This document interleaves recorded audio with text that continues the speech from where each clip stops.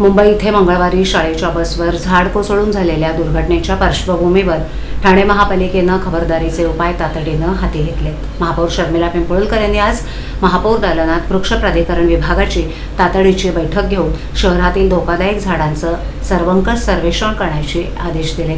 या बैठकीला सभागृह नेते हनुमंत जगदाळे, ज्येष्ठ नगरसेवक राम रेपाळे, रमाकांत मडवी, उपायुक्त मधुकर बोडके, सहाय्यक आयुक्त राजेश सोनावणे तसंच वरिष्ठ उद्यान अधीक्षक केदार पाटील उपस्थित होते। शहरातील शाळा, महाविद्यालय, गृहनिर्माण संस्था, रुग्णालय, प्रमुख रहदारीचे रस्ते, सार्वजनिक ठिकाणं आणि नागरिकांची मोठ्या प्रमाणावर वर्दळ असलेल्या परिसरातील झाडांची विशेष तपासणी करण्यात यावी।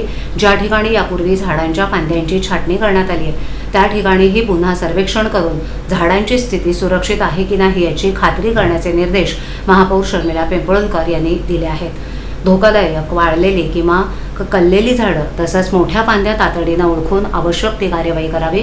संभाव्य दुर्घटना टाळण्यासाठी संबंधित विभागाने समन्वयानं काम करून प्रतिबंधात्मक उपाययोजना त्वरित राबवाव्यात असंही त्यांनी सांगितलं। यावेळेला रस्त्यांच्या कडेला छाटणी करून ठेवलेल्या झाडांच्या फांद्या तातडीनं उचलण्याचे आदेशही महापौरांनी दिलेत।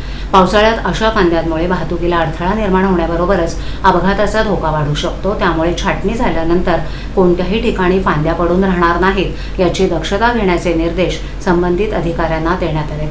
महापौरांनी पावसाळ्याच्या पार्श्वभूमीवर वृक्ष प्राधिकरण विभागानं सतर्क राहून नागरिकांच्या सुरक्षिततेला सर्वोच्च प्राधान्य द्यावं अशा सूचनाही दिल्या आहेत। नागरिकांनीही धोकादायक वाटणाऱ्या झाडांची माहिती तातडीनं पालिकेला कळवावी असं महापौर शर्मिला पिंपळकर यांनी नमूद केलंय।